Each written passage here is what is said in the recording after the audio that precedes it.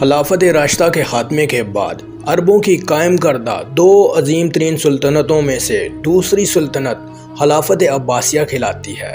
750 عیسوی یعنی 132 ہجری میں عمل میں آیا اور 1258 عیسوی یعنی 686 عیسوی میں اس کا خاتمہ ہو گیا۔ یہ خلافت ایک تحریک کے ذریعے قائم ہوئی جو بنو امیہ کے خلاف تھی۔ تحریک نے ایک عرصے تک اپنے مقصد کے حصول کے لیے جد و جہد کی اور بالآخر بنو امیہ کو شکست دینے کے بعد برسر اقتدار آ گئی۔ خلافت عباسیہ کے عروج کے زمانے میں عباسیوں کی حکومت بھی امویوں کی طرح شخصی اور مرواسی تھی اور ولی عہد کا بھی وہی طریقہ کار تھا جو بنو امیہ نے اختیار کیا ہوا تھا۔ خاندان عباسیہ نے دارالحکومت کو دمشق سے بغداد منتقل کیا اور 2 صدیوں تک مکمل طور پر عروج حاصل کیا رکھا۔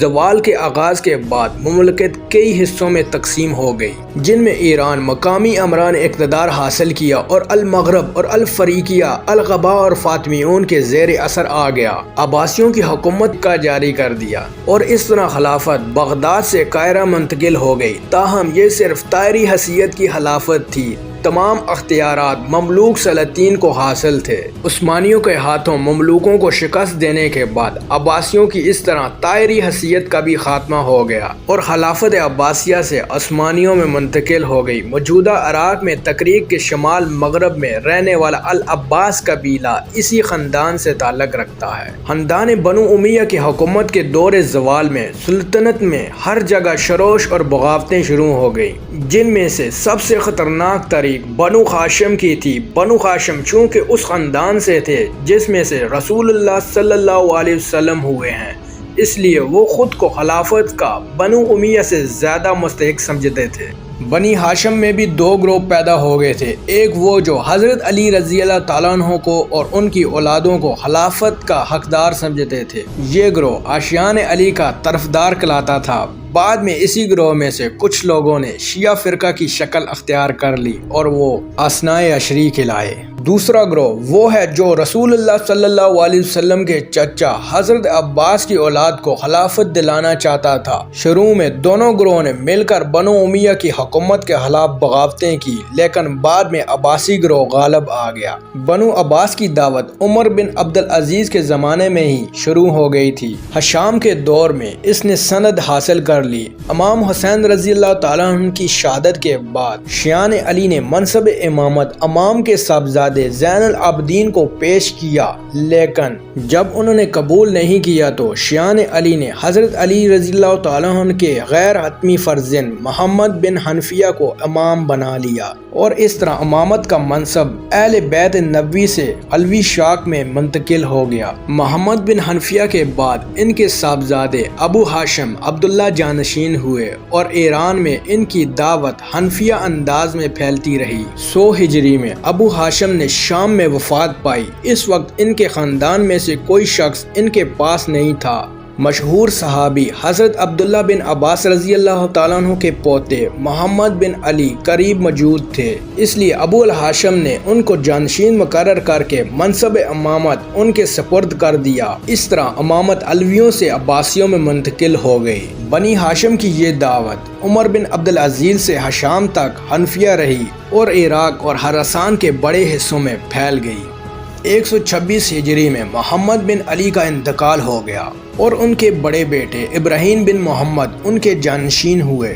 ان کے دور میں تحریک نے بہت زور پکڑ لیا اور مشہور ایرانی ابو مسلم خراسانی اسی زمانے میں عباسی تحریک کے حامی کی حیثیت سے داخل ہوا۔ اس نے ایک طرف سے عربوں کو آپس میں لڑایا اور دوسری طرف سے ایرانیوں کو عربوں کے خلاف ابھارا۔ اس جگہ یہ بات قابل ذکر ہے کہ محمد بن علی نے ابو المسلم کو ہدایت کی تھی کہ خراسان میں کوئی عربی بولنے والا زندہ نہ چھوڑا جائے۔ مروان کے دور میں اس سازش کا انکشاف ہوا اور ابراہیم کو قتل کر دیا گیا۔ اب ابراہیم کا دارالخلافہ دمشق پر بنی ہاشم کا قبضہ ہو گیا اور بنی ہاشم کی شاخ بنی عباس کی حکومت قائم ہو گئی۔ مشہور خلفاء خاندان عباسیہ نے 500 سال سے زیادہ عرصہ تک حکومت کی، جو ایک طویل دور ہے۔ اس طویل دور عہد میں عباسیوں کی کل 37 حکمران برسر عبداللہ بن محمد المعروف العباس الصفاق پہلا عباسی خلیفہ بنا۔ مورخین نے اس کی عقل، تدبیر اور اخلاق کی تعریف کی ہے، لیکن اس کے ظلم اور ستم نے تمام خوابوں پر پانی پھیر دیا۔ کہا جاتا ہے کہ صفاق کے دست رست ابو مسلم خراسانی نے بنی امیہ کے اقتدار ختم کرنے کے لیے 6 لاکھ انسان ہلاک کیے۔ دمشق فتح کر کے عباسی افواج نے وہاں قتل عام کیا۔ حضرت امیر معاویہ رضی اللہ تعالیٰ عنہ کے سمیت تمام اموی حکمرانوں کی قبریں تک کھود ڈالی گئیں۔ ہشام بن عبد المالک کی لاش قبر سے صحیح سلامت ملی تو اس کو کوڑوں سے پیٹا گیا اور کئی دن سریام لٹکانے کے بعد نظر آتش کر دیا گیا۔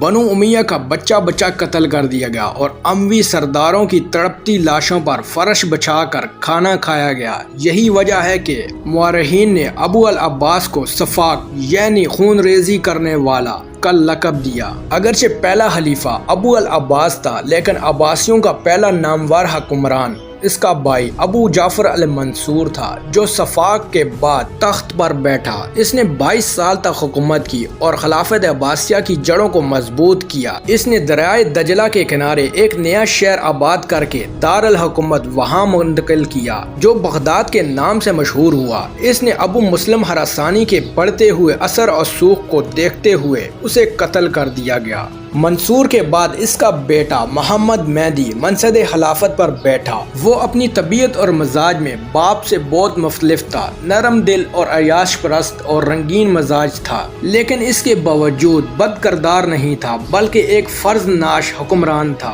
اس کا عہد امن و امان کا دور تھا۔ مہدی کے بعد اس کا بیٹا ہادی 785 سے لے کر 786 تک تخت خلافت پر بیٹھا، لیکن 1.25 سال کی حکومت کے بعد اس کا انتقال ہو گیا اور اس کی جگہ اس کا بھائی ہارون تخت نشین ہوا۔ عباسی خلفاء میں سب سے زیادہ شہرت اسی ہارون الرشید نے حاصل کی۔ اس کے دور میں بغداد اپنی عروج پر پہنچ گیا اور یہ خوشحالی اور علم و فن کا دور تھا۔ وہ متصاعد اوصاف کا مالک تھا۔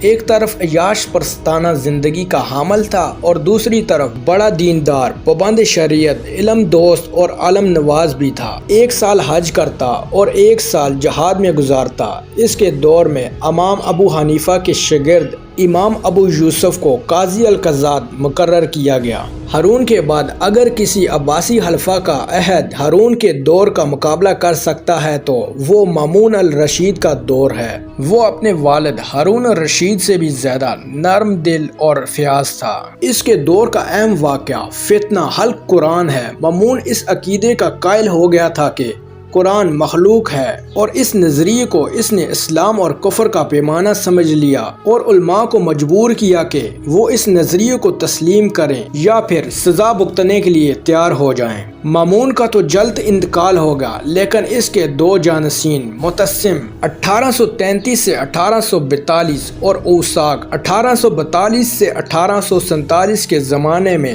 حق القرآن کے مسئلے کی وجہ سے علماء خصوصاً امام احمد بن حنبل رحمۃ اللہ علیہ پر بہت سختیاں کی گئیں۔ اسحاق باللہ 842 سے 847 اور متوکل 847 سے 861 عباسیوں کے عہد عروج کے آخری 2 خلفاء تھے، جن کے دور کی خاص بات سلطنت کی عسکری طاقت میں اضافہ تھا۔ تاہم متوکل کے بعد خلافت زوال کی جانب گامزن ہو گئی اور ان کی وسیع اور عریض سلطنت کی حدود کم ہوتی چلی گئی۔ عباسیہ خاندان کے خلفاء کے اصلی کارنامے انتظام سلطنت اور خصوصی طور پر علمی و تنظیمی ترقی کے میدان میں دکھائی دیتے ہیں۔ علم و ادب کی تہذیب و ثقافت کی ترقی اس دور میں اتنے بڑے پیمانے پر ہوئی کہ اس کی دوسری مثال اندلس میں بنو امیہ کی حکومت کے علاوہ اور کہیں نظر نہیں آتی۔ ان میں دینی اور دنیاوی علوم نقلیہ اور علوم عقلیہ دونوں ہی شامل تھے۔ گو کہ اس خاندان کے حکومت کے دوران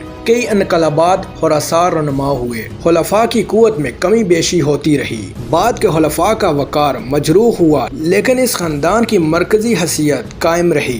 بنو عباس کی زوال کی اصل وجہ یہ نہ تھی کہ ان کے حکمران نااہل تھے، بلکہ سب سے بڑی وجہ ترکوں کا عروج تھا، جو متسم باللہ کے زمانے میں اپنے اثر و رسوخ میں اضافہ کر رہے تھے۔ اصل میں عباسیوں کو خلافت دلانے میں بڑا ہاتھ ایرانیوں کا تھا اور عباسیوں نے ذاتی مصلحت کے تحت ایرانیوں کے اثر و رسوخ کو کم کرنے کے لیے ترکوں کو آگے بڑھایا، جو خود ان کے لیے وبال جان بن گئے۔ متوکل کے بعد ترک امراء کا اقتدار اور بڑھ گیا اور اب وہ خلیفہ کا حکم سننے سے بھی انکار کرنے لگے۔ انہوں نے کئی حلفاء کو اتارا اور بعض کو قتل بھی کیا۔ اس طرح ترکوں نے مرکزی حکومت کو کمزور تو کر دیا لیکن خود کوئی مضبوط حکومت قائم نہ کر سکے، اور اس صورتحال میں کئی مقامی امراء نے اپنے اپنے علاقوں میں خود مختار حکومتیں قائم کر لیں، جن میں قابل ذکر محتسن ہے، جو محتمند کے بعد خلافت پر بیٹھا۔ اس نے ترکوں کا زور توڑا اور ایک وسیع علاقے پر دوبارہ امن و امان قائم کر دیا اور حکومت کی گرتی ہوئی عمارت کو سہارا دیا۔ اور اس کے بعد اس کے 3 بیٹے مقتفی، محتسن اور قاہر باللہ تخت نشین ہوئے، جن میں مقتفی اور محتسن اچھے حکمران تھے، لیکن اس کا جانشین مقرر تن آسان، عیاش پرست اور شراب اور کباب کے فروغ کے لیے کام کیا۔ اسلامی قانون کے نافذ میں دلچسپی لی، لیکن اس حکومت کی بھی بنیادی خرابی یہی تھی کہ وہ مملوکت تھی۔ ان کے ہاتھوں جو انقلاب ہوا، اس سے صرف حکمران ہی بدلے، طرز حکومت نہ بدلا۔ انہوں نے اموی دور کی کسی ایک خرابی کو بھی دور نہ کیا، بلکہ ان تمام تغیرات کو جوں کا توں برقرار رکھا، جو خلافت راشدہ کے بعد مملوکیت کے آ جانے سے اسلامی نظام میں رونما ہوئے۔ بادشاہی کا ظرف وہی رہا جو بنو امیہ نے اختیار کیا ہوا تھا، فرق صرف یہ ہوا کہ بنو امیہ کے لیے قسطنطنیہ کے قیصر نمونے تھے تو عباسی حلفہ کے لیے ایران کے کسریٰ۔ امید کرتا ہوں کہ یہ ویڈیو بھی آپ کو